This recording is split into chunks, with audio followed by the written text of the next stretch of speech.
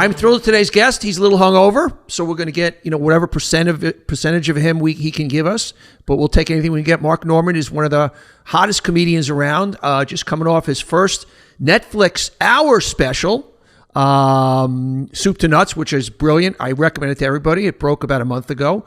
He's currently on the You Don't Say tour. He'll be touring Europe for the first time this September, just coming off of New Zealand and Australia. He co-hosts 2 podcasts. We Might Be Drunk and Tuesdays with Stories. Thanks for being here, Mr. Mark Normand. I appreciate it, man. Wow, Donny, you nailed that. That was a hell of a rap sheet, and you killed it. There we go. I got to tell you, I just stumbled across you on Instagram a few years ago. You kept coming up on my feed. Usually it's more just kind of large-breasted women and UFC fighting, and you just kind of snuck in there. I don't know what happened. Wow, we have a similar page, because if you throw Norm Macdonald in, it's the same shit. I got Norm Macdonald in there also. It comes up there, the great Norm Macdonald. Meanwhile, you are on fire, man, and you're like an overnight success after 16 years of killing yourself. Yeah, I didn't even know if I'm a success. I still struggle in a couple markets, if you know what I mean. But yeah, I appreciate it. I'm just happy to be doing comedy. I used to be a janitor. I'm living the dream. I love that. I'm a former ad guy, and I love that you said that if you weren't in comedy, you'd probably be a copywriter, and you got stung by that bee. You saw a J&B billboard. I remember this campaign. Jingle Bells without the J&B was this whole really cute can. You were like, wow, that's clever stuff. I want to do something like that. I saw that billboard when I was 6 years old. It blew my mind. I love wordplay. I had joke books on the back of my toilet growing up, and I read them front to back. What does a ghost eat on Halloween? Blueberry pie. I live for that shit. So yeah, look, if people always say, what do you want, a sitcom? You want to be in movies? I don't give a rat's ass about a sitcom. Just let me go perform. Yeah. What you love about it is, it's funny, you talked about how you've pitched a bunch of sitcoms, and just when you're doing scripted stuff, it's just doesn't work for you. You just need to be up there being you doing comedy, and that's just kind of the formula. Well, not to sound like a pretentious queef, but the beauty of comedy is you can kind of tell the truth and get some shit out and talk about society, but everything written is the opposite of that. You have to act, so you're not being you. I can't act. And then everything has to go through these suits and Jews and anal and all this stuff, and it's a bummer. It takes all the art out of it. That's why Larry David's show is the best show, because they leave him alone. Yeah, that's really right. Now you had your hero is Jerry Seinfeld, and Jerry on doing a Met game. He's a big Met fan. A few years ago, 2019, just happens to say, "Oh, and Mark Normand is one of the real comics you should look out for. He's an up and coming." That must have been a seminal moment for you. That was huge, because I was bombing at a club in Buffalo, which sounds like a country song, and I was eating my ass up there, dying, and then my phone's blowing up when I get off stage. I'm covered in flop sweat, I'm ashamed and anxious, and it says like, "Dude, Jerry's talking about you," and somebody sent me the link, and I went, ah! And it really is one of those things where if you just keep your head down and keep going, somebody will notice, and luckily he noticed. It could have been Cosby. That would have been a different Not plug. so good. Not so good. But a guy I've been watching since I was a kid, so it meant the world to me. And you opened for him, right? Opened for him a couple times, and then COVID hit. We had a whole string of gigs on the books. Fucked everything up. Yeah, fucked it all up. But I was finally getting some momentum. Seinfeld shouted me out. I did Rogan, and then the pandemic hit. So I said, let's put out a special right now. And then those 3 things were kind of an amalgam of things that shot me up. It's interesting. I always say in every business, whether you're a business being a comedian or an ad guy or a television host, it's not just talent. It's the guys that figure out clever ways to do it. And you were like, it wasn't happening for you. And you're like, fuck it. I'm going to put on my own YouTube special, which got about 12 million views, and things happening after that. And it's not just being good at your craft. It's understanding the game of the craft also. Well, I appreciate that. But for me, it was just pure desperation and back against a cliff. And nobody would buy my special. So I had to put it on YouTube. But now it was a blessing in disguise. I'm so glad I did. It's like that old story of the kid who wants to go fight in the war, and he falls off a horse, breaks his leg, everybody in the war, so he can't go, and then everybody in the war dies. That's how YouTube felt. And how's life changed since the Netflix special? I mean, that's obviously today's Johnny Carson hit. You know, I mean, that's the golden goose of being a stand-up. I mean, has anything changed for you in the last month or so? Well, for me, it's just about selling tickets and then getting the respect from other comedians. You just want to be known as a decent comic. There's a lot of comics who are blowing up right now, and I'm not going to say any names, but no one actually thinks they're that funny or talented or original. And you just want that respect. So I got a lot of love from some real comedy heroes of mine, and that was really nice. That meant a lot to me. Besides Seinfeld and Norm Macdonald, Richard Pryor, who were some of your other guys? George Carlin? Carlin was huge. Groucho Marx, Greg Giraldo, Dave Attell, Bill Burr, Dave Chappelle's old stuff I love. Chris Rock was huge for me. I loved old Ellen. I loved Paula Poundstone. Right. And there's a crop of comics now that are amazing.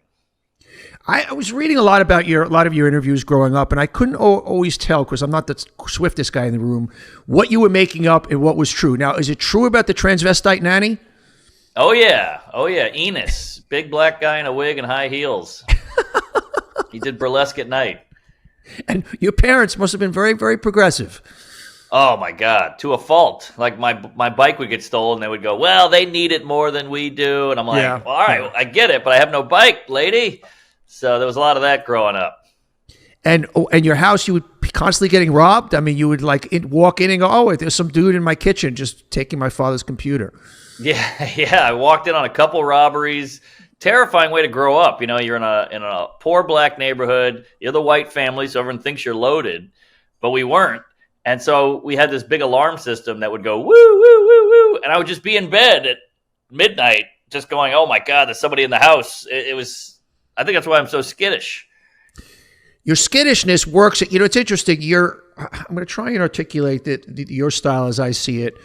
You're kind of like an everyman, and you're up there, and you're doing very contemporary stuff, but actually in an old Zinger Style also. It's just kind of, you're bringing a lot of worlds together there, and I just think you're great, man. I really do. I appreciate it. Yeah, well, I'm scared of silence. So all these people who tell these long stories or pontificate, they sit on the stool. I'm not knocking it. I just can't do it. I don't have the security to do that. I'm freaking out. I feel like I have to get every joke. It's joke by joke. I could lose them at any moment. And I got heckled a lot when I started. I think I'm very non-threatening. So I try to keep hammering so they don't have time to heckle. Your first open mic night in Louisiana, you went a bunch of times. You didn't even have the balls to get up on stage. And finally, you're drunk. You get up there. Talk to me about that moment. You're up on stage, first time in front of people, completely naked, not literally, but metaphorically. Take me back there. Wow. First of all, you know more about me than my father, which is... I find in this interview thing, if you do your homework, you're maybe a little bit better at it. I mean, as opposed to, "Hey, so Mark, tell me about comedy." What's your process? How do you come up with material? Right. Were you always funny? All right. So I appreciate that. It's not going unnoticed. So it was, 2006, Lafayette, Louisiana. I was going to LSU in Baton Rouge. So I wanted to drive a couple hours away because I didn't want to see anyone I knew. I wanted to be fresh. I was too ashamed. I was too embarrassed. And I went up and got really drunk before on a bunch of vodka sodas and went up, and I had a yeast infection at the time. Wait, do guys get yeast infections? I didn't know that. They call it jock itch. Okay, all right. We'll just say it like it is. Okay, jock itch. Right. Okay, right. I got it I was dating a soccer player. She was a pretty hot lady. And hate when that happens. I know she was kind of a hippy dippy. She wasn't big into the showering, so I got her fungal, and I talked about the yeast infection on stage, and it was working, and I just loved it immediately. We did a little comedy meeting before with all the comics, like you're first, you're second. Here's how you got to do 5 minutes. I loved every minute. I loved the whole thing, the whole process. I felt like I was home immediately. It was my first open mic ever, but the problem is, the guy lit me. He hit you with a flashlight, meaning you have 1 minute left. I didn't know what that meant. So I just was like, "Oh, this guy," I thought it was like a concert, like with the lighter, like, "Oh, I'm killing." And then I kept going long. So he cut the mic. He just told the DJ to cut the mic. So now I'm like, "Oh, the mic broke." So now I'm yelling because I just like, "Hey, the show must go on." And now he's on the side of the stage going, get the fuck off, right? Get the hell off, you idiot. And I was like, oh, geez. So I probably did about 8 or 9 minutes. But I don't remember much of it, but I had a blast, and I went back every week after that. Now, I've never met your wife, but I love her just hearing this story, that she went to one of your shows. She's a fellow comedian, May. She went to one of your shows on a date and then DM'd you. I mean, that's my kind of woman. That gotta love that. She's a great gal. She's a bold lady. She's a real brazen coos. You know, what did she say in the DM?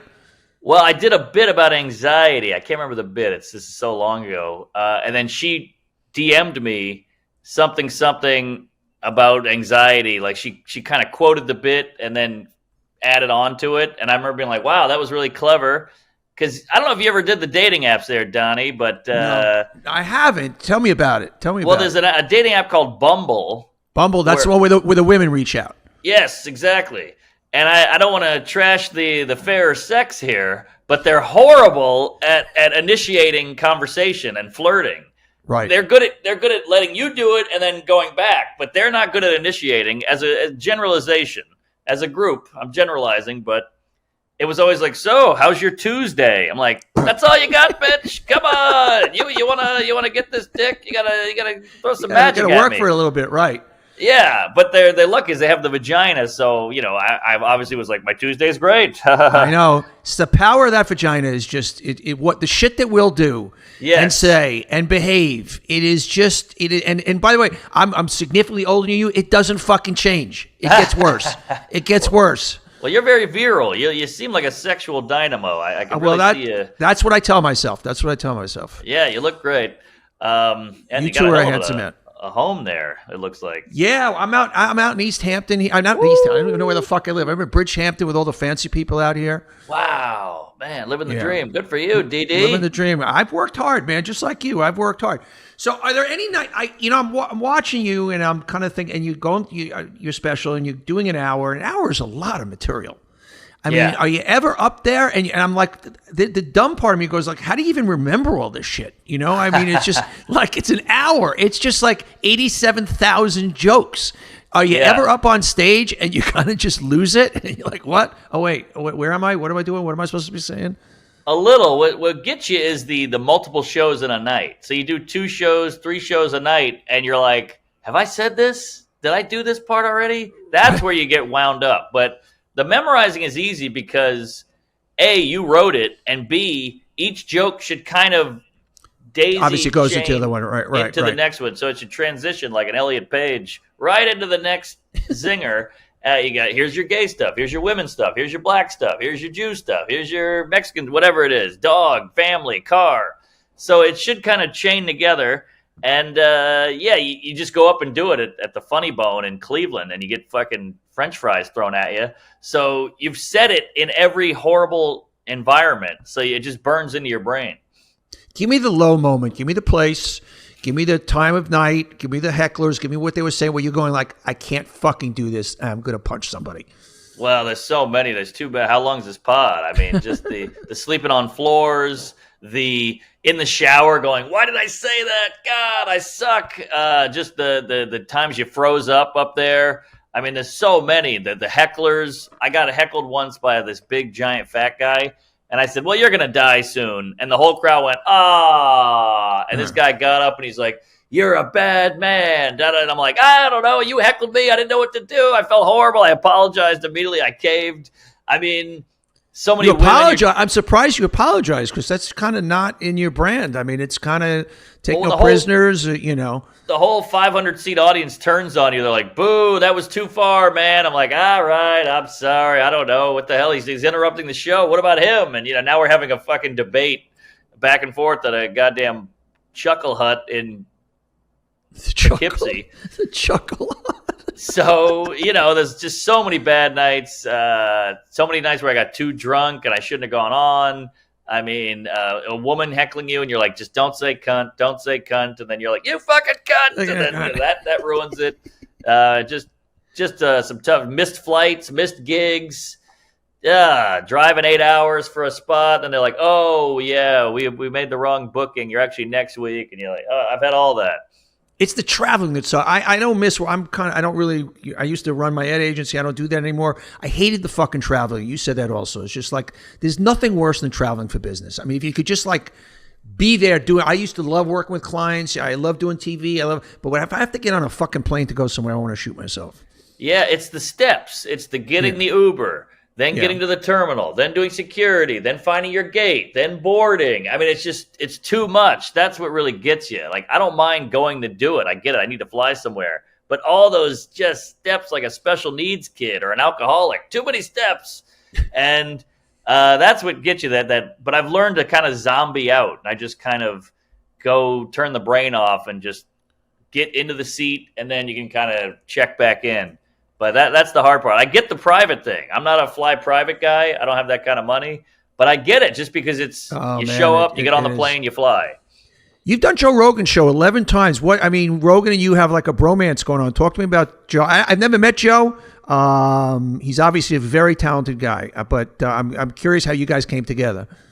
Well, I think he just likes comics who are doing the work and who are hopefully funny. And I've only done it a few times by myself, but we do the Protect Our Parks, and we've done like 8 times or 9 times. We're doing another one next week. That's where we just get drunk, and there seems to be a void in comedy of just like a bunch of idiots being silly, getting drunk, saying crazy stuff, not being preachy or political or whatever. And like they used to have Opie and Anthony, you used to have Tough Crowd, where these guys would get together and just get crazy and be silly. And he's kind of brought that back with Protect Our Parks. It feels kind of necessary. So what's a day in your life? Because obviously we see the bits, we see you on stage, but you're filling up your days.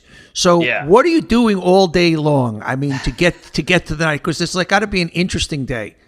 I got a fun schedule. Every day is different, which I like. Variety to me is what the routine will kill you. The variety I need. That's why I like the road. Hey, I'm in St. Louis today. How about that? And then the next day, hey, I'm in Denver. But for me, on a Monday in New York City, I wake up at about 10:30. I do some push-ups. I do some squats. Then I go straight to a podcast because I have 2 of them, and you got to bank them. You got to bank them. Got to bank them. On the road. Yeah, how it is. You're going to air in February. I mean, Yeah, there you go. Biden will be dead by the time this comes out.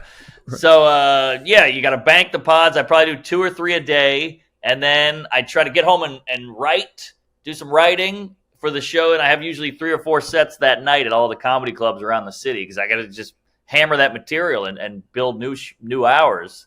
And then I'll maybe have a drink and have sex with the wife and call it a night. Any kids in the future? Yeah, I think so. Maybe in a couple of years. That's one of the beauties of being a heterosexual male. I mean, Mick Jagger just had a kid. I thought, speaking of heterosexual, I don't know why my mind went to this, but Fox News, which is obviously not my favorite, I doubt it's yours either. Yeah. One of the commentators, I thought this was amazing, Jesse Waters, was talking about the Trump mugshot. And his point that he was making was that he looked good. And he goes, my qualifications as heterosexual are well known, but I have to say, Trump really looks good there. Like, he couldn't say a guy, forget saying that Trump looks good is a weird thing. I just found that the most bizarre thing. And it just struck me that do we still live in a day and age where a man needed to qualify that he was heterosexual before he could say another man looks good? Yeah, that's hilarious. And also, he looks good. He looks like shit. He's a 79-year-old guy. What the hell are you talking about? His hair's wispy. He's got makeup on. It's disgusting. Yeah, now, you do very little politics. You snuck Hunter Biden into your last special, but almost no political stuff, which being interesting because you're so topical. And today it's hard to be topical without drifting in. Now you get into the transgender stuff, but you don't go anywhere politically with it. Yes, I think it's just enough's enough, and I think we're so divided. So if I can stay down the middle, I feel like I can get more audience. Because the joke should come first. I think the comedy should come first. Like Hunter Biden doing blow is funny, but it's not really political. So I can go into that realm, but I don't want to go, he's got a laptop and we should check it out. And like that, now you're off on a whole angry, opinionated rant. I had Hunter Biden on the podcast. Very nice guy. I had him on about a year ago, and he's just like a frat bro. You know, I mean, you could see this guy. You feel for him. He's obviously a troubled guy. Sure, but he was a guy you want to party with. You know, I want to party with him. He was just that guy. You know, I love it. Good for him. Yeah, I'd love to do some nose candy with that president's son. And Don Jr.'s a blowhead too. What a douchebag! What an absolute douchebag! I mean, I've known these Trumps for years. You just want to punch the guy. I mean, yeah, I call them both cocaine bears. Yeah, and the younger one, another genius, also. Yeah, you see, I don't even know about this. You know more than me. I try to stay a distance. So you're in St. Louis. Take me through your day tonight on the road, because it's a different thing. So you're in St. Louis. You're playing the Chuckle Factory. By the way, who names these comedy clubs? Very unfunny. All the names of these comedy clubs. All Looney Bin, Bonkers, Funny Bone, Zanies. They're all very cheesy. And so you're in St. Louis. Take me through your day today and up until the gig tonight. Well, the road is fun because I have no obligations. You know, like you wake up hungover at 11. And you're like, woo, I got the whole day to myself. I'm in a hotel room. I can see the city. I can get breakfast with my opener. I can do some writing. I can check my phone. The world is your oyster. In New York, I'm on a treadmill or a hamster wheel. So I love that part of the road. But then the show's at 8. I like to get to the venue at 7:30, get my act together, literally. We order food. The food shows up right when you get off stage. You sit with the other comics, the host and the opener, and you go, what worked, what didn't, and now you're kind of working out the act. What you're applying notes, and then you have a couple cocktails. You go home. Do you find it's interesting? We talked about Jerry, and I know Jerry, and I've had dinner with him a few times with the group. You find yourself, when I'm with comedians, you find yourself trying to be funny, and they don't want you to be funny. Stop, don't be funny. Be a civilian, and yet you feel. And do you find when people now, when you're with I'll call them civilians, people trying to be funny with you, and you're like, just don't fucking be funny. I'm the funny one. That's okay. I got it. I don't need funny. Yeah, look, I like funny people, and if you're funny, I say go be funny. But the trying to be funny is tough, and the worst part is the zinging. They'll try to ball bust you because they're like, oh, he's a comedian. He wants me to mess with him. So they'll be like, hey, you fucking homo piece of shit. I fucked your wife. And you're like, huh? Wait, what? And he's like, I'm joking. I'm like, oh, all right. I don't know you. I don't know. I didn't know you were joking. So that part is tough. I'd mind that way more than trying to be funny. And let's promote the Europe gig a little bit. When is that starting? European starts on September 6th. We're going to Lisbon, baby. So I'm doing Protect Our Parks and flying straight to Lisbon with a hangover. Now, a dumb question. A lot of your stuff I'm trying to say this the right way. Is there any I don't mean literal translation issues, but as you go around the world, and I know you just did Australia and New Zealand recently, are there any kind of nuances you've got to shake or move, or it's one language and it works across the world? Yeah, that's a good question, because some things I might change from a subway to a bus. Obviously, right. Stuff like that. And then I have a joke about having sex with animals, and I say bone in. And I'm like, I don't know if that's a term over there, bone in. So there's little things like that where I have to get there and just do my research. I'll talk to the concierge at the hotel. I'll talk to the Uber driver and just grill them. Like, do you say this? Do you say that? Do you have Uber here? Whatever it is. So that's that kind of stuff I'm nervous about. But they're so into American culture. Like these European cities, they know more about American politics than I do. Yeah. My favorite, I don't know what made me think of it when I talked about the international language. My favorite bit was when you start talking about HBO and the streaming services, how they have categories now. And you're like, fucking Pornhub got that years and years ago. Oh, thanks. That struck a nerve with me for some reason. Because you can type in any. I remember years ago, when I had my show on CBC, interviewing the president of Vivid Entertainment. They were the big video makers. He goes, you name a fantasy, we got it. Peg leg dwarfs, threesome, Venezuela, we got it. Exactly. Yeah. I mean, they did it and they never get credit for being inclusive and progressive and interracial, transgender, you name it, kids. If you look right, they got everything: fat people, skinny people, white, black, gay, and they get no love for being. They're what Hollywood wants to be. Yeah, well, we're going to give them love here. Hey, man, I really appreciate your time. I'm a big fan. Keep killing it, man. You're knocking it out of the park. Thank you, Double D. It was fun to be here, and thanks for doing the goddamn research. it is. I get that a lot, and it's a compliment, which that leads me to believe, how are people not doing it? Like, do you not come to work? Like, you're talking to somebody. Don't you want to know about as much about them before you talk to them? That doesn't happen, huh?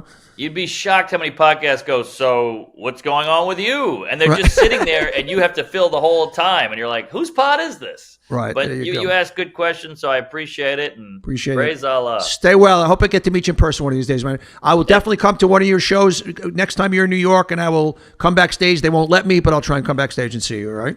I'll tell them you're my dad. We'll get you right in. Thank you, bro. You stay well, all right? Thank you, Donny. Comedy. Everybody, thanks for watching. If you like it, hit that subscribe button. And we love having you here watching On Brand. And just don't miss any future episodes. So don't forget to hit that subscribe button. We'll see you next time.